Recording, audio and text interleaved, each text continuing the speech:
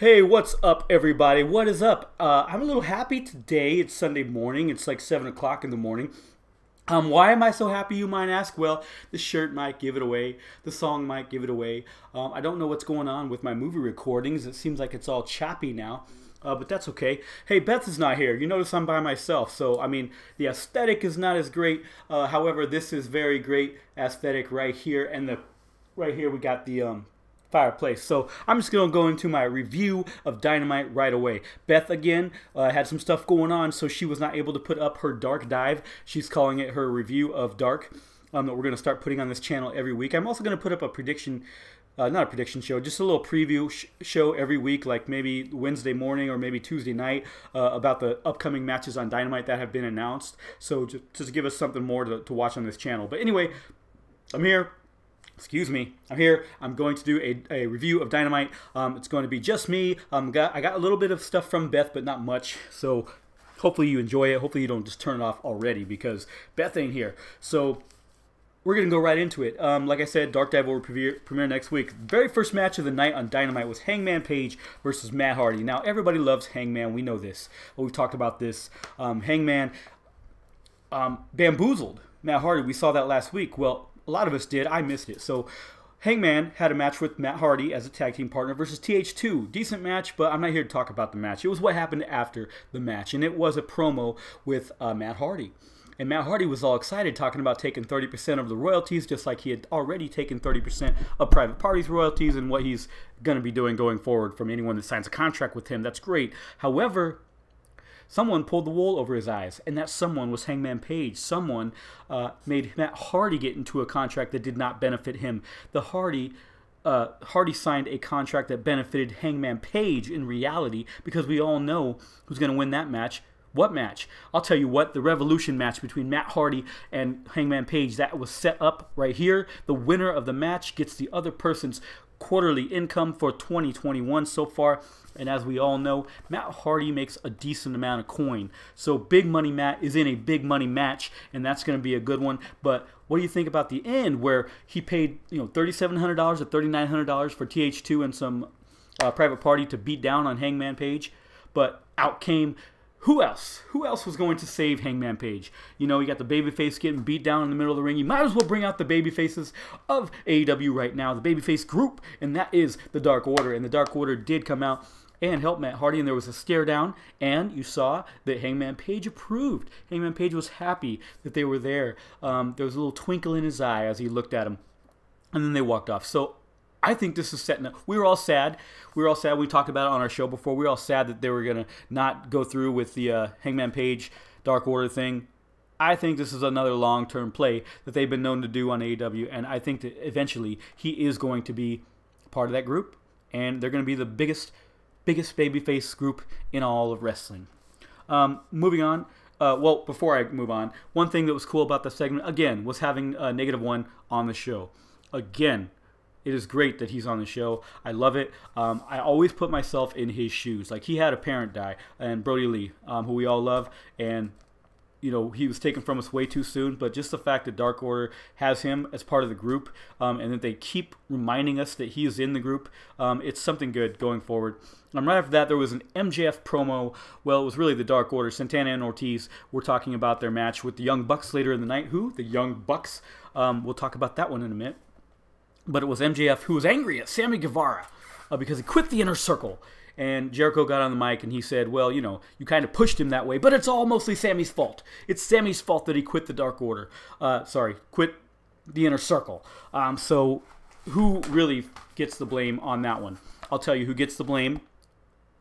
MJF. MJF's a piece of trash. Eventually, we will get that match. It'll be Sammy versus MJF, and the world will rejoice because Sammy's going to beat him down. But anyway, Santana and Ortiz were ready for their big-time money match. At that time, we didn't know it was in the middle of the show. At that time, I thought it was the main event, so I thought they were getting ready. They were pumping up the main event early in the show. But anyway, moving on. The Japanese, here we go. I wanted to talk about this week. They did the rundown of the Japanese women's tournament, women's side. I thought most of the matches were really good, really solid matches. There were some people I hadn't seen before. The people say it was predictable. I don't think so. It was predictable because they had been on AEW before. Yeah, a couple of them, I did pick the winners that way because we had seen them before and they were going to beat these people who'd never wrestled for AEW. Great. But the Makioto match, like I talked about, I really thought she was going to get the win based on her popularity when they announced her as a contestant. However, the matches were pretty good, so I did a rundown of those matches, and a lot of people enjoyed it. It wasn't on TV, and that leads me to talking about this. And that is, a lot of people are upset that it is going on Bleacher Report Live, the next couple rounds of matches. Would we all like to watch it on Dynamite? Yes. But what are we complaining about? What are we complaining? We're acting like we're not going to see it. Oh, it should be on TV. It should be on the... Yeah, regardless of what your opinion is, we're going to be able to see it.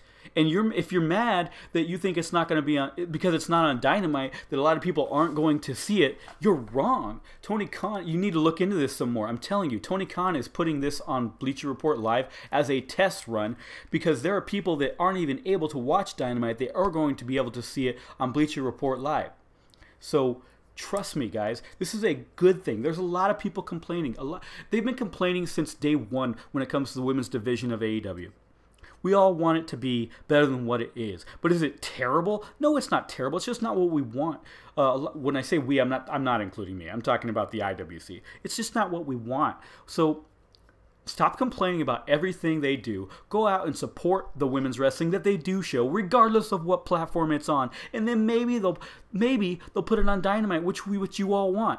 So I mean, it makes no sense to me to sit there and say that you want the women's division to be better. But then, when they give you a chance to watch the women's division outside of Dynamite, you just immediately just turn it off.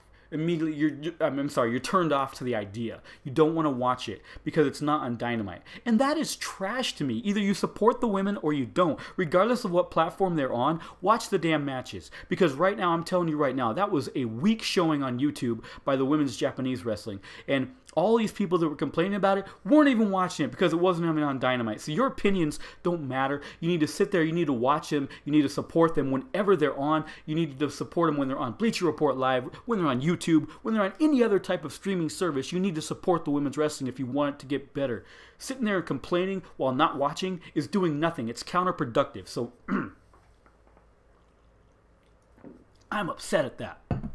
I needed some more energy drink out of that because I think I wasted a bit of my energy on that one.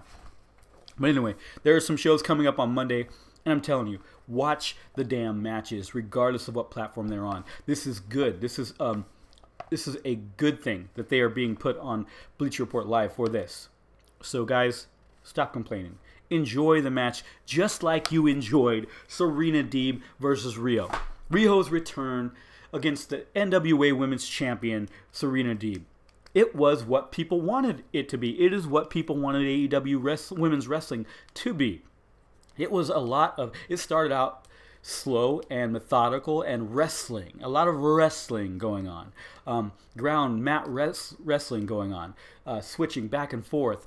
Who was applying the moves? This girl, that girl. It was an amazing match of skill is what it was.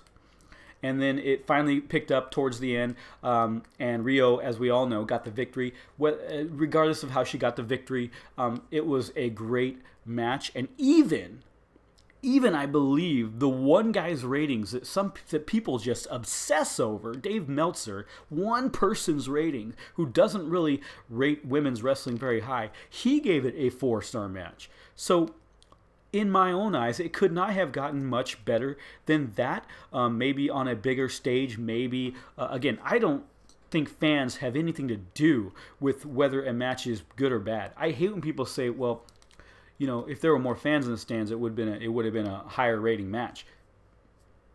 Say that back. It doesn't make any sense. So the match, it doesn't matter what's going on in the match. It just matters how many people are in the stand. That's stupid. The match is either great or it's not great. And that match was great. So Ryo got the win just like I thought she would. That was my prediction. And Serena Deeb obviously did not look bad. She is the NWA Women's Champion, so if they're going to let her compete on the show, even though they're not running their own shows, then they're going to want her to look good. And she did look good because she is good. Now, like I said, regardless whether I she's one of my favorites or not, which Serena Deeb is. I wouldn't put her on my top favorites, but again, that doesn't matter because regardless whether she's one of my favorites or not, she is one of the best. And it was a top-notch match. So there was a lot of backlash online for Rio because it's not believable. And let me tell you how much I was doing this, just reading those tweets. Just the word that I kept seeing was not believable. You're telling me that it's not believable that Rio was winning a match? It's not believable? You guys, how does that even make any sense? It doesn't make any sense because this is pro wrestling. Come on, is it believable the things we see on a weekly basis here? No. Is it believable that, that Brian Cage, that people can actually beat up Brian Cage? Come on, maybe he doesn't know how to fight, sure. But I mean, come on, there's a lot of things that aren't believable. If in wrestling, it is what it is. It's wrestling. Now, for you to sit there and say that it's not believable that she could win against Serena Deeb, you're wrong. She performs on... That means it goes to show you have not seen her outside of AEW. You have not watched Rio outside of AEW. Like I said, I watched Stardom. So Stardom, I got to see her, actually. This whole year while people were missing Rio, guess what? While you were wanting Rio back, I got to see Rio every week because I am a Stardom subscription holder, and I got to see how good she was. So it blows my mind that people were just up in arms that Rio won the match. Makes no sense to me. She is one of the tops women's wrestlers that they have, and it was her comeback match. So, I mean, it shouldn't have been a surprise to many people. But anyway, I don't want to go on and on about that. I want to talk about other women's wrestlers who may be one of the best that they have, such as Jade.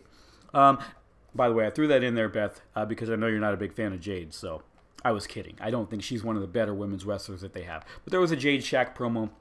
Really not much we need to discuss there, other than Shaq was also, I mean, they were together in a promo. That was kind of cool.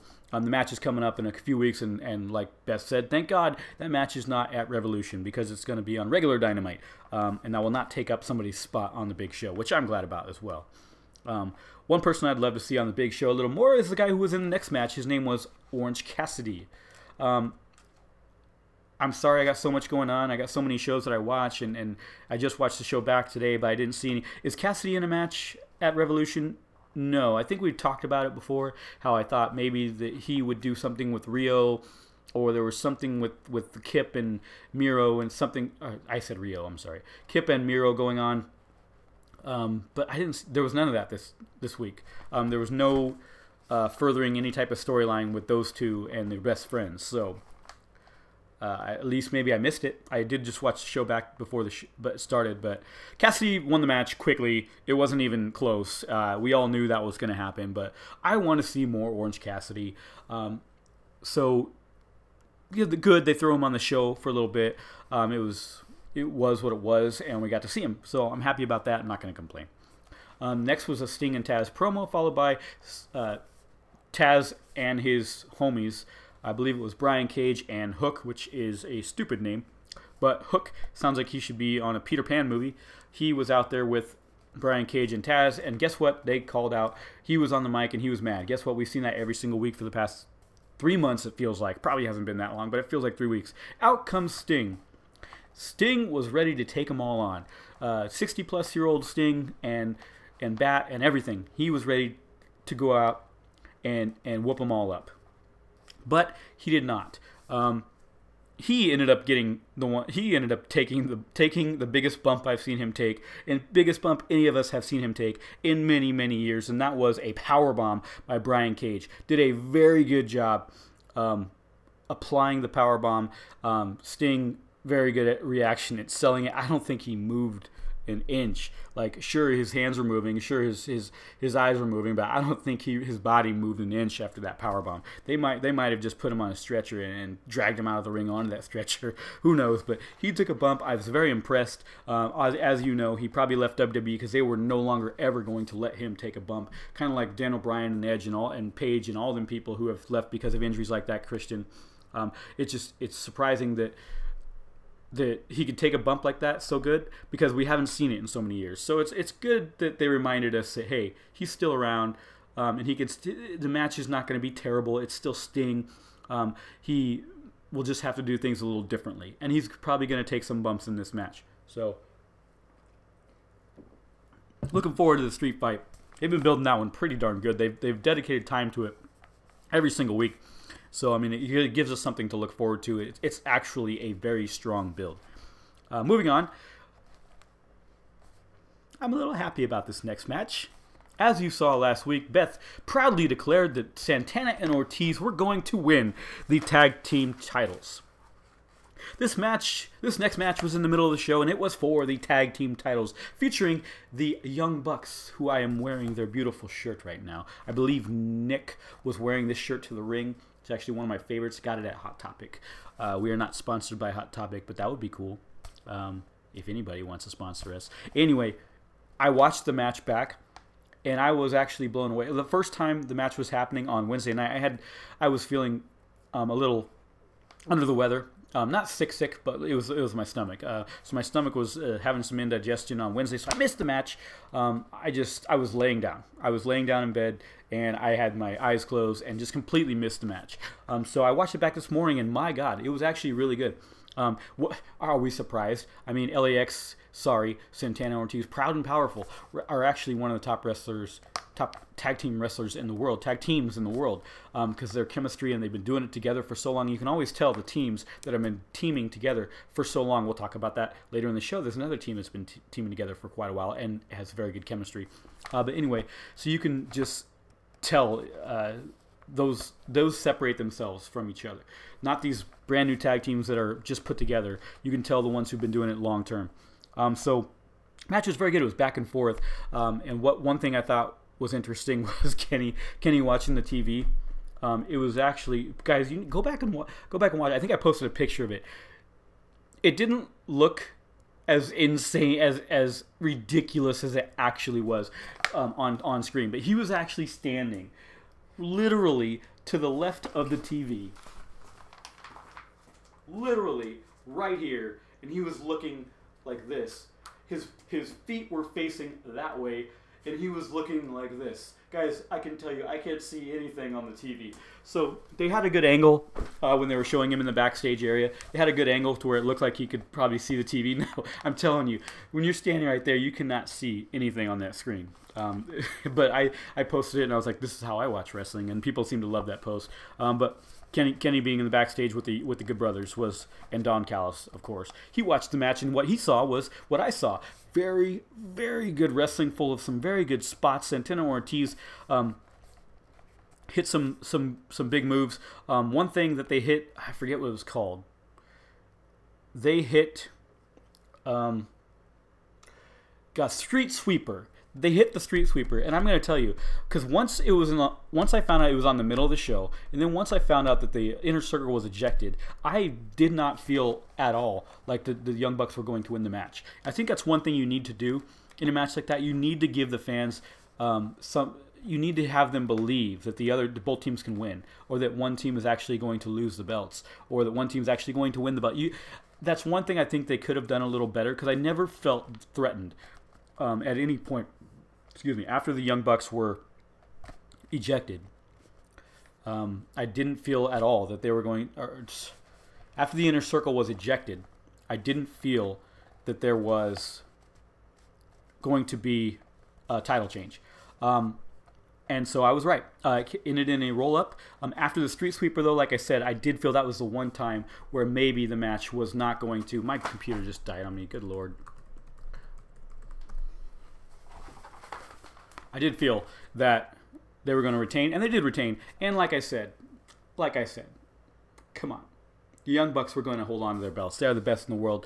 That's my favorite team in the world, and it was very good. The Inner Circle did come out after the match, and they started to beat down them. And, of course, who came out to help them? Not Kenny. Kenny thought about it, but he didn't come down to beat them down. It was the Good Brothers who came out to help the Young Bucks. Just like, what's going on there, you know? I'm still interested to see where they're going with that, because I thought maybe that they were going to have it in to where it could have been possibly a triple threat at Revolution with the tag belts. It could have been two teams in the inner circle versus Young Bucks, but I don't know how that's going to go. So we still have some few more weeks. Maybe they set it up for that. I don't know. But long story short, the Bucks did retain, and it was actually a pretty really good match. It was probably, in my opinion, the match of the night. Outside of the women's match, because I think we have to put the women's match as match of the night because of how badly people want the women's division to succeed, and they just put on a banger like that. So, but outside of that, I thought it was the best matches that out of all the matches that men were in. So, moving on, there was a gender reveal. It was not blue like this monster. It was pink. I thought that was very cool. Because in a world where people just constantly do stupid gender reveals and dangerous gender reveals and failed gender reveals, theirs was very simple, very quick, and they didn't take up much of the show to show us that. And I think they knew that. I think that they knew the fans didn't want to see a long, prolonged promo about them having a gender reveal on the show. So it was okay. Moving on, it was the FTR versus Seidel brothers. Now, one thing they did with Kenta, obviously the shock value was great when he showed up to AEW. They couldn't have done a promo beforehand to say, oh, by the way, Mox is U.S. champion of NJPW, and by the way, this guy might show up. No, they couldn't have done anything, I don't think, with Kenta. They couldn't have shown him a video package of him just so people knew who he was before he debuted, the people that don't. They couldn't have done that, or else it would have blown the surprise. However, when he did show up, the very next week going into the match, they could have done a better job showing like a video package of who he was and what he was about and why he's there. They talked about it briefly, but just not enough. Same thing with Mike Seidel. I mean, I knew nothing about this guy. So going into this match, I wasn't really hyped for it. It was FTR knowing they were going to get the knowing they were going to get a win. It was FTR versus the Seidel brothers, and I had no clue who this guy was. I thought he oversold a little bit. Beth wanted to say she was very impressed with them too. They had very good ring chemistry, and she wants to see more of them. And Beth, you're probably going to see more of them. You do watch Dark as well, so you might see a lot of them on Dark. But I wonder if he's going to be signed to the company or not. Who knows? But I would have much rather have known about someone in the match for showing up for the first time. Maybe he's been on Dark. Like I said, I don't watch Dark, but I would have liked to have seen someone that I might have already seen tagging with Matt Seidel. I think there's a lot of people they could have thrown in there. But it is what it is. They had very good in-ring chemistry, but in the end, we all knew who was going to win that match, and it was FTR. But out comes, the lights went down, and lights turned on, and there was Luchasaurus with a mask on a table. And guess what? The lights came on, and there was Luchasaurus with the mask on. I don't understand that, what they were trying to do. They could have just turned off the lights, not even had the promo on the screen, and they could have just shown, turned on the lights, and there they were in the ring. But Jurassic Express got the upper hand. I love that pairing, FTR versus Jurassic Express. Two completely different tag teams, but the excitement would be high if those two were to fight in a big time match, and I think they will. So maybe we'll get that Revolution.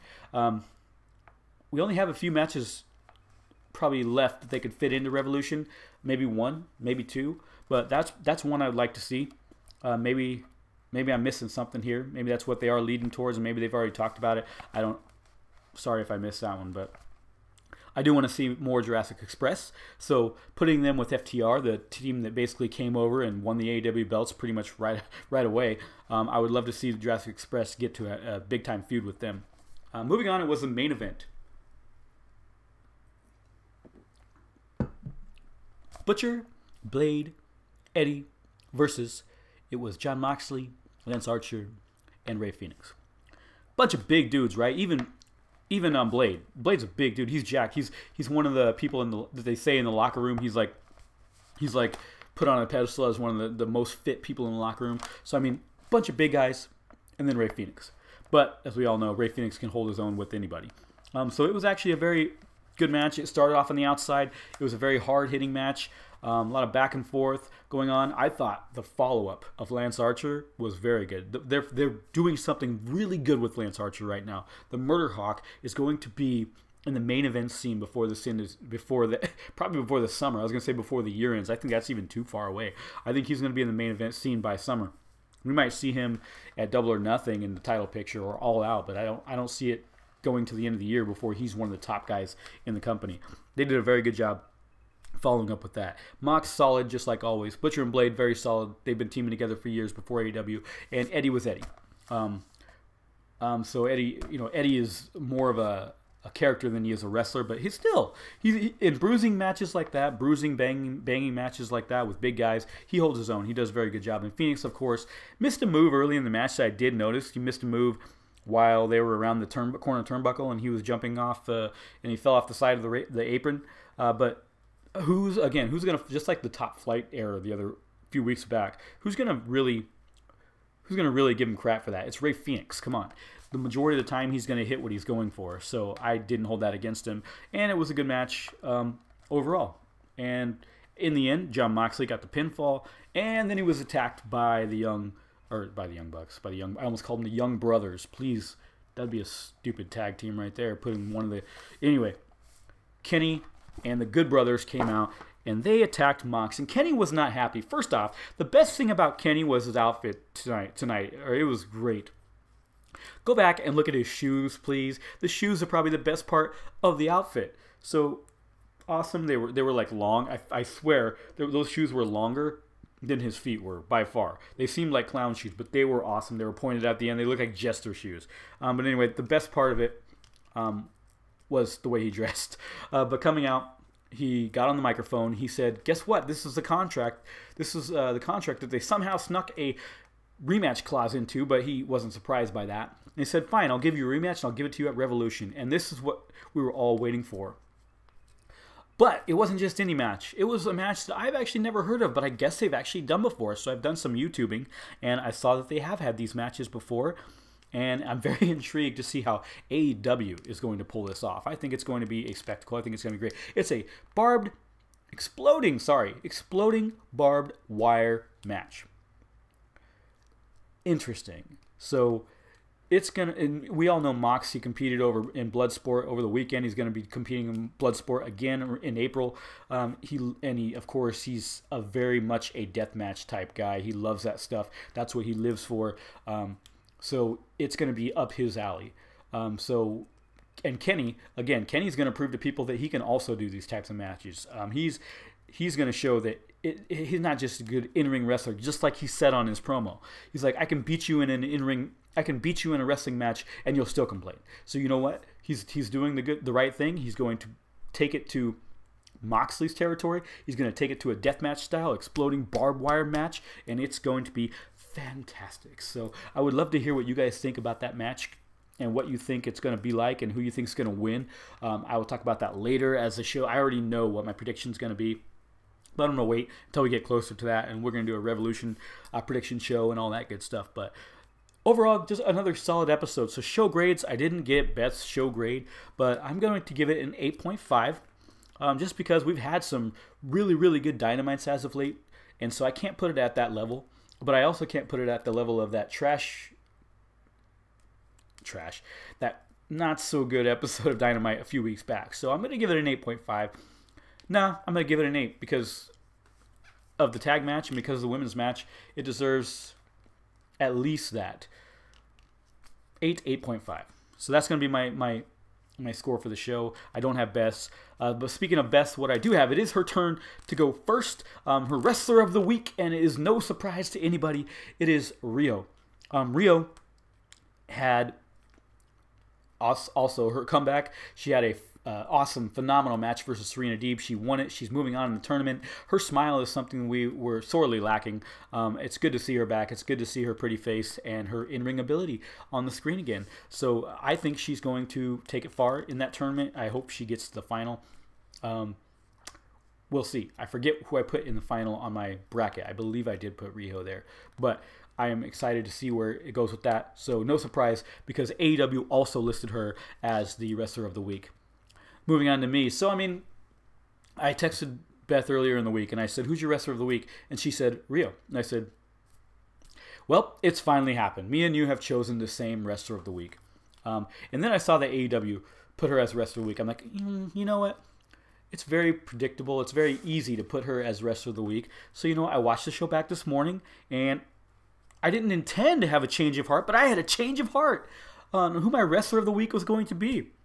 And like I said, a wrestler can always be a male wrestler, a female wrestler, or a tag team. So my team is going to be the Young Bucks. They're going to be my wrestlers of the week because I told everyone that they were going to retain and nobody thought that they were going to retain. Yes, I was a little scared going into the match because I wasn't sure that the storyline going in was as strong with them versus MJF and Jericho, and it wasn't. The stronger story would have been Santana and Ortiz versus MJF and Jericho.